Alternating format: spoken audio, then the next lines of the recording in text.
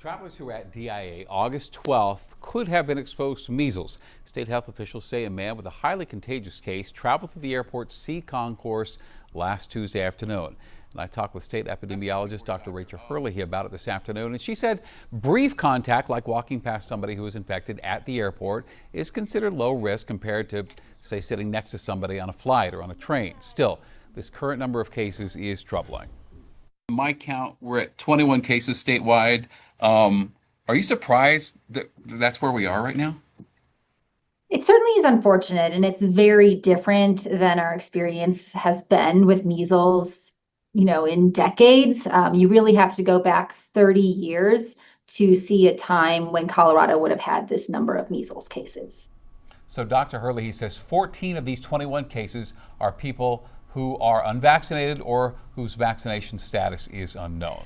So what do you do if you suspect you may have come in contact with someone who has measles? Joining us now to talk more about this is Dr. Bob Belknap with Denver Health. Thank you so much for joining us. Glad to have you here. So if we recall, CDC says we were done with measles, that it was gone back in 2000. So let's do a quick little primer. What is it, and how does it affect people?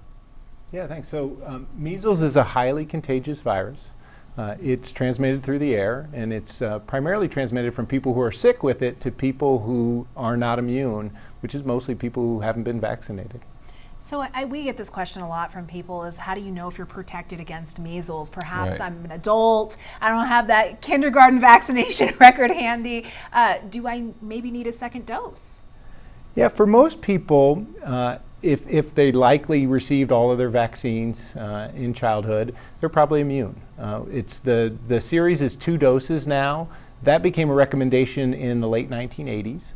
And so if people are unsure or can't find their records, they could talk to their doctors. It is safe to get a dose, or you can do a blood test to see if you have antibodies. So if you were afraid, or if you know you were in C concourse on the 12th, or another place where you may have had exposure, what's next steps for you? Yeah, if you were there and you know you were vaccinated or likely were vaccinated, the answer is your risk is very low, and I wouldn't recommend doing anything special. If you were in those spaces and you know you're not vaccinated, you're not likely protected, then you should be paying attention to symptoms. And the symptoms would be if you started having high fever with cough, runny nose, red watery eyes, and then if that was followed by a rash, usually about 4 days after the fever starts. And I know a lot of people want to know if they're considered high risk. Are some people more high risk than others? Yeah, the highest risk we worry about are people who haven't been vaccinated, and particularly young children, so under 5 who haven't been vaccinated, or then people who have weakened immune systems and maybe can't get the vaccine. So someone with HIV that's not on treatment, people who are going through cancer chemotherapies that are very immunosuppressing, those folks are going to be at highest risk if they were to get exposed and get sick. All right. Well, I hate that we're talking about it, but I'm glad you're here to help us through it. Dr. Bob Belknap, thanks for your time. Yeah, thank you. Well, tomorrow night at 6, we're going 360 on the MMR vaccine here in Colorado. We'll dive deeper into the history of the virus with leading experts and break down data from school districts, plus a look at how the issue has become politicized.